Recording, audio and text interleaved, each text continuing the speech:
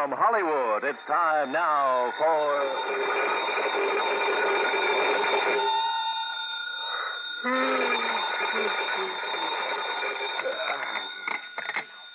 Yeah, Johnny Dollar. This is Peter Hanley at Western Maritime and Property Insurance. Holy, look, do you always start making calls at 4 a.m., Mr. Hanley? I had to phone clear across the country, Mr. Dollar, to find out that you're right here in Los Angeles. Yeah, that's right. The Beverly Hilton out here in Beverly Hills. Good.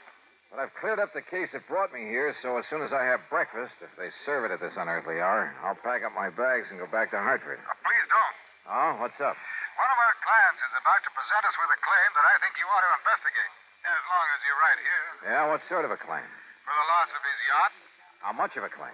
Between $150,000 and $250,000. Wowee. You know where Malibu Beach is? Yeah, sure, up the coast a few miles. Used to be a famous movie colony, that sort of thing. That's the place.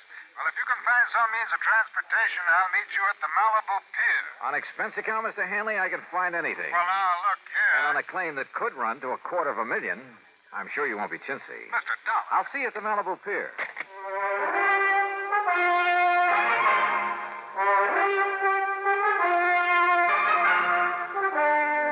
Bob Bailey in the exciting adventures of the man with the action-packed expense account, America's fabulous freelance insurance investigator. Yours truly, Johnny Dollar.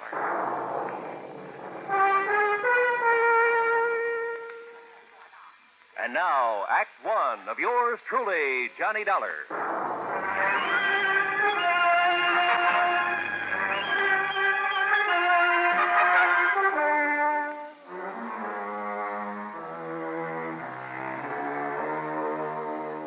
Expense account submitted by Special Investigator Johnny Dollar to the Western Maritime and Property Insurance Company, Los Angeles, California. Following is an account of expenses incurred during my investigation of the Malibu mystery matter.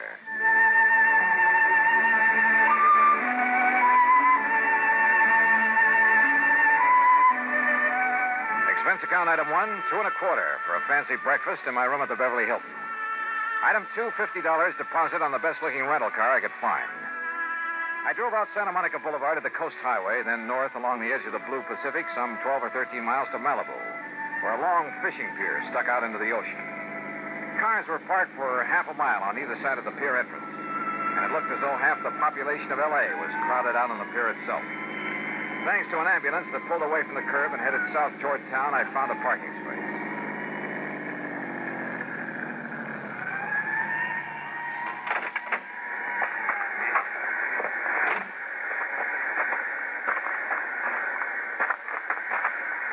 Mr. Dollar?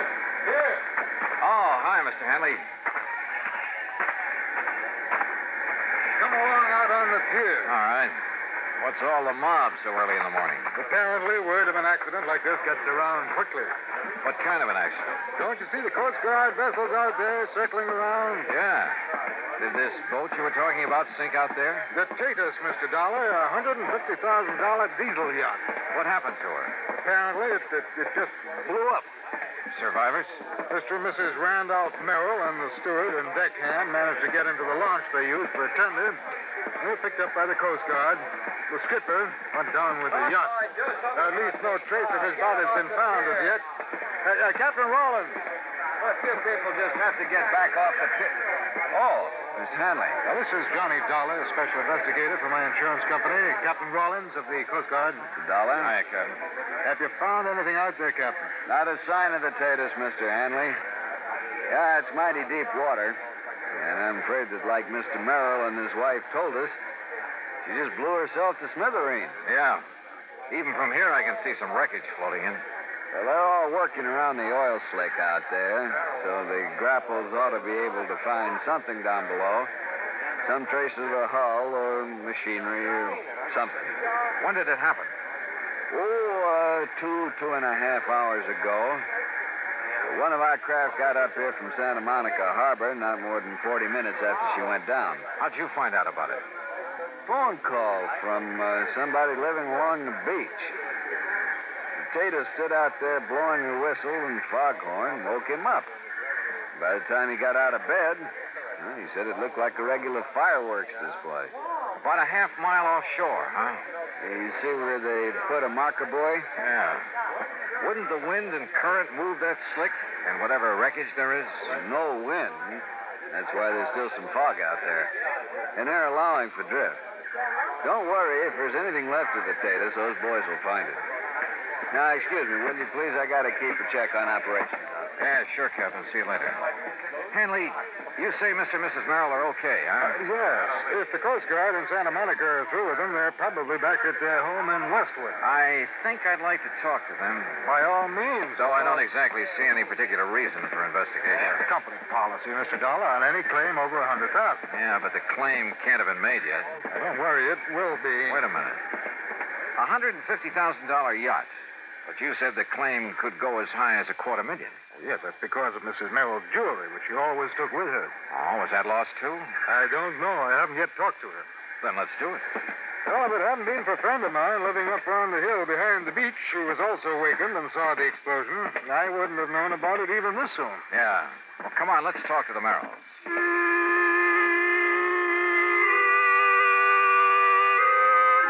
Pete Hanley had his own car, so I tailed him to the Merrill home in Westwood. It was in a nice, but certainly not a fancy section. I'd have thought a man with a $150,000 yacht would live in the snooty Bel Air property, the Brentwood Hills, Pacific Palisades. One of the sections that displayed a little more wealth.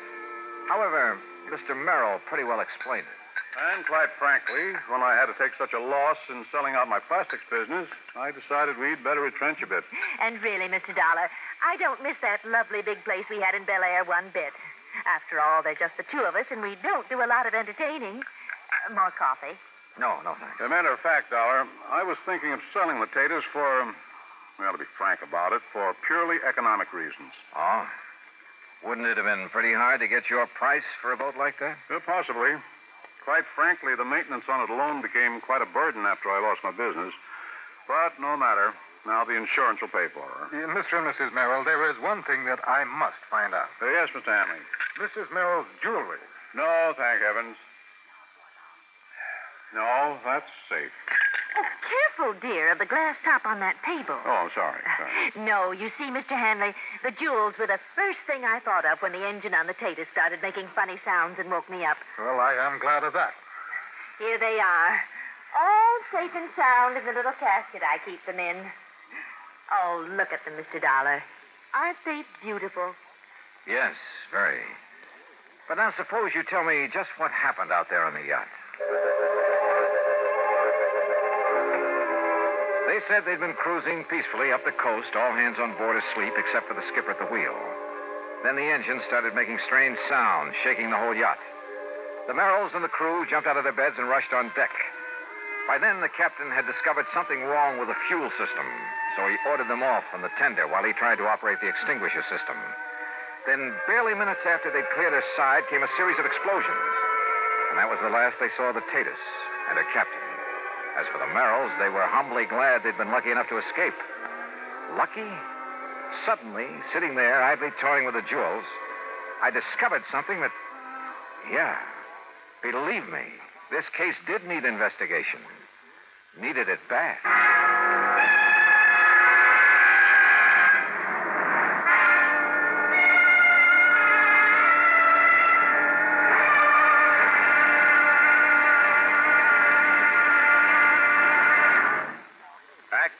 Yours truly, Johnny Dollar, in a moment. And now for another episode in the life of Sergeant Donald Bellwether, my husband.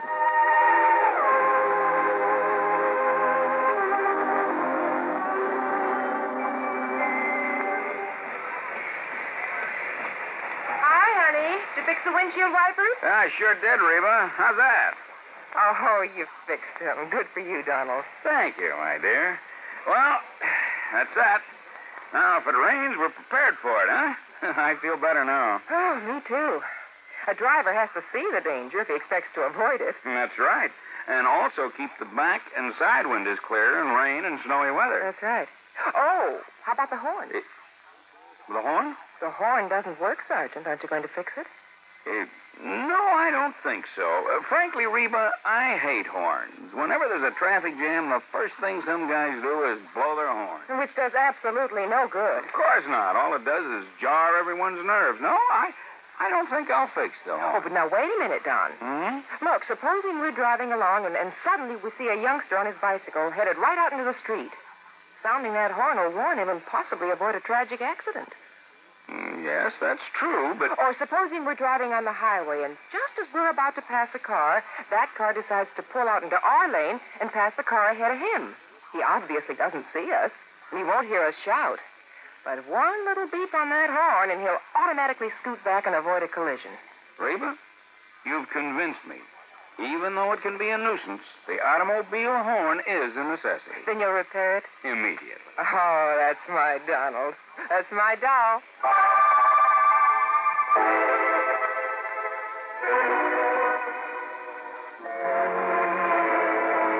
And now, Act Two of yours truly, Johnny Dollar, and the Malibu Mystery Matter.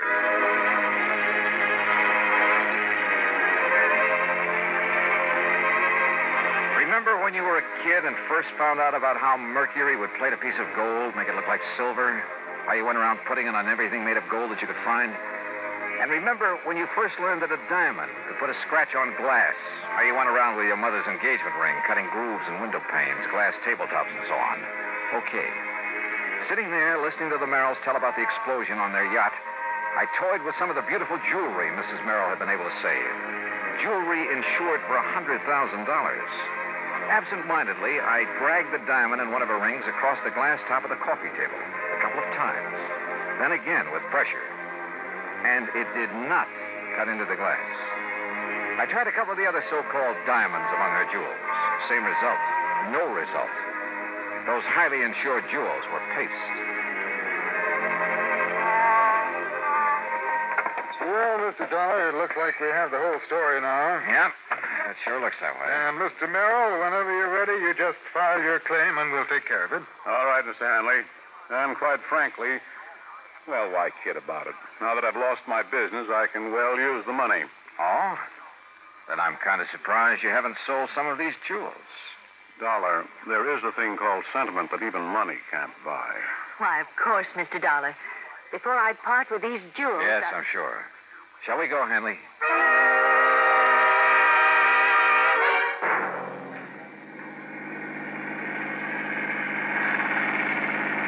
But if you're perfectly satisfied with the Merrill's account of the wreck, why go back to Malibu? Did I say I was perfectly satisfied, Hanley? Look, wouldn't you feel a lot better if that wreck could be located, maybe brought up for examination? Well, yes, but you're certainly lucky Mrs. Merrill saved that fortune in jewelry. What jewelry? What are you talking about? You saw it yourself. Did I? And it's covered for $100,000. That jewelry that she showed me? Of course. What are you getting at, Dollar? Look, I take it Merrill's business came a cropper, huh? Why, yes, he simply bit off more than he could chew. You know, overestimated his market, overexpanded. Matter of fact, I've been thankful these past couple of years that I didn't fall for his pitch and invest in it. Merrill's quite a promoter, you know. You mean a crook?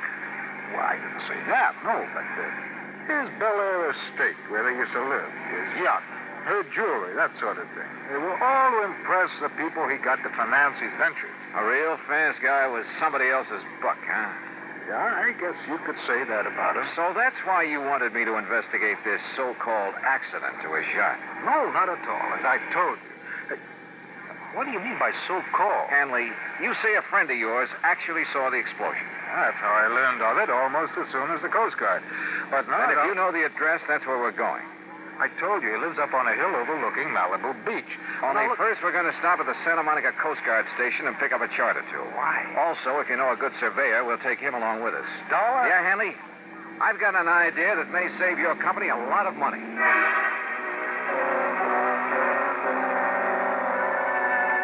At the Coast Guard station, we picked up a navigation chart and a topographical map of the Malibu area. Then we picked up a surveyor named Barkley, who dragged along one of those tripod surveying instruments. Then on to the house of Hanley's friend up in the Malibu Hills. And from him, we got some information that began to bear out some of my suspicions. Yeah, that's right. That's right. When I heard the yacht's whistle and the foghorn, I hopped out of bed and I stood right here in this doorway to the porch. Uh-huh. Leaning against it the way you are right now, Mr. Duncan? Yeah, that's right. Yeah. Well, of course, it was so dark, it was so foggy out there over the ocean. I was about to go back to bed, and then, boom, the boat exploded. Where? Oh, I can tell you exactly where. From here, that is. What do you mean? Well, the flash it made. It was, right square between those two trees. All right, Mr. Barkley. Set up your transit and get a line on that. Yep. Then plot the line on this map. Right. Dollar, look. You look, Hanley. See that marker buoy where the Coast Guard boats are looking for the wreck? Well, the line Mr. Dobkin has given us is nowhere near that. Well, yeah. Mr. Dobkin, do you suppose any of your neighbors heard the noise and got up for a look? I certainly would think so. Then we really have something to work on. But, Dollar, I still don't understand. You will, Mr. Hanley. You will. Plenty. Act 3 of yours truly, Johnny Dollar, in a moment. Times have changed, and so has the man. How often do we hear the phrase, those were the good old days? But were they? Let's look at the record. During the War of 1812, the man who discharged a missile of destruction had a pretty simple job. A lighted taper, a fuse, some gunpowder, a metal ball, then an explosion. And the metal ball was propelled toward its target, located a few hundred yards away. Now, go back in time to the year 1327. Again, the operation was simple. The taper, the gunpowder, but this time, an enlarged arrow fitted into a block of metal. A man in mail, a smoky explosion, and the arrow flies a few hundred feet. Now, come up to the present. Seated before a complicated control panel is another man, ready to discharge a missile. He, however, is a far cry from that artilleryman of 1812 or the cannoneer of 1327. This man is a skilled, tutored technician. He knows his job. He pushes a button, and a sleek, slim, pointed missile blasts its way into the heavens. Its trajectory has been predetermined by other men with modern-day technological know-how. The missile lands, not a few hundred feet or yards from its launching site, but 3,000, 4,000, or 5,000 miles away. Quite a difference, isn't it? Yes, times have changed, and so has the man. And now, Act 3 of yours truly, Johnny Dollar, and the Malibu Mystery Matter. Pete Hanley, the insurance man, and Barkley, the surveyor, and I continued our interviews of people living along Malibu Beach who'd seen the yacht explode. Yes, sir. I just rose right up in bed, and I could see straight out my front window. And you saw the actual explosion, Mrs. Gray? I certainly did. Right out through there. Good, thank you. Okay, Mr. Barkley, get a bead on it with your surveying instrument, then plot it on the map. Right you are, Mr. Dollar. That's right, sir. I see the flash right the other side of that big oleander bush out there in the yard. And you were standing right here, Mr. Phillips? Exactly here, yes, sir. Why, it was like it lit up the whole sky. Okay, Mr. Barkley. Right? Why, even through the fog I could see it just plain as day.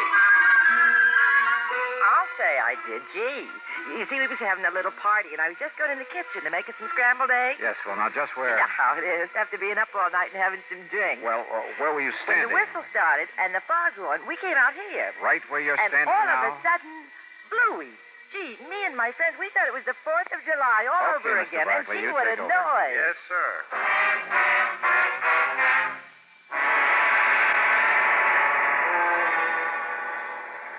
So, according to our survey, Captain Rollins, your boats have been looking in the wrong area for that wreck. Yeah, Mr. Dollar, according to this chart the surveyor made, the Tatus went down right on top of Calico Rocks. That's a formation only about 30 feet below the surface. That means that our divers will have no trouble at all finding the wreck. Then go to it, Captain. We'll be at the Beverly Hilton. Let me know what you find. Will do, Mr. Dollar. Item 3, $5.25 for some lunch. Then we went up to my room and waited. Finally, a couple of hours later, came the call from Captain Rollins. No, Mr. Dollar, our divers didn't find a sign of her, not a sign of the Tatus or any part of her, but... Yes, Captain? We did find a lot of, well, they looked like heavy cans that had burst open. Like maybe they'd contained some kind of explosive? Exactly like that, and some heavy logs and tie chain wedged into the rocks, like an explosion had driven them in. A raft? Maybe loaded with dynamite or something to make the explosion everybody saw? Exactly. But what I don't don't understand is the oil slick we found, the wreckage floating around. Captain, I think that oil slick and the flotsam were planted out there. Well, then listen. Look, check every port on the Mexican coast, large or small, for the Tatus. I'll talk to you later. Come on, Hanley. We're going out to see the Merrills.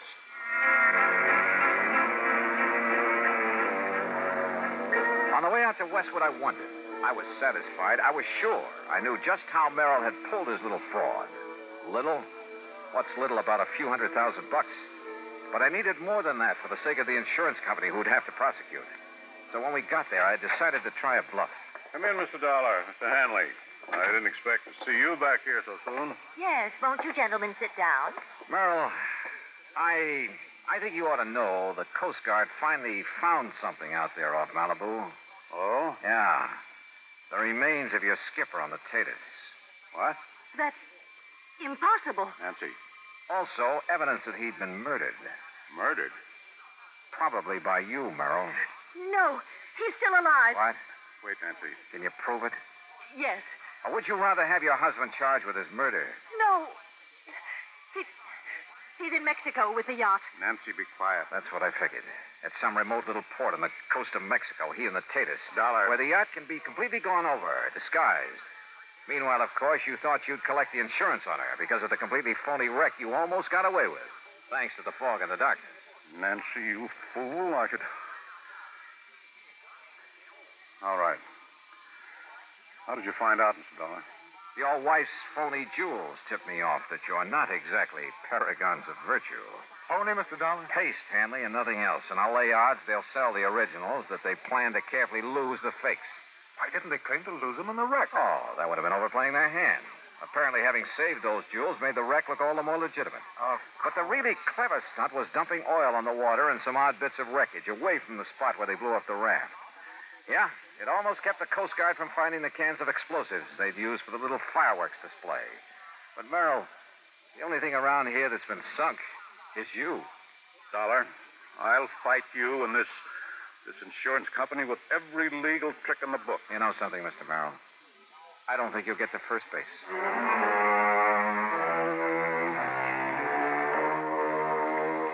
Yeah? When a crook tries to pull a fast one on an honest insurance company, well, you'll see what I mean when the courts get through with Merrill and his wife. Expense account total, including mileage on the rental car and a couple of extra days at the Beverly Hilton, $101.50. Yours truly, Johnny Dollar.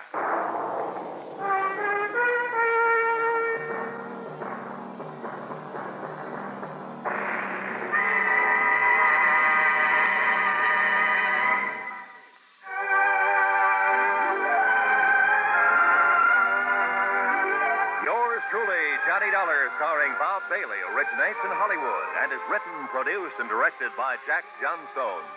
Heard in our cast were Paula Winslow, Eleanor Audley, Gene Tatum, Ben Wright, Harry Bartell, Will Wright, Lawrence Dobkin, and Barney Phillips. Be sure to join us next week, same time and station, for another exciting story of yours truly, Johnny Dollar. This is Roy Rowan speaking.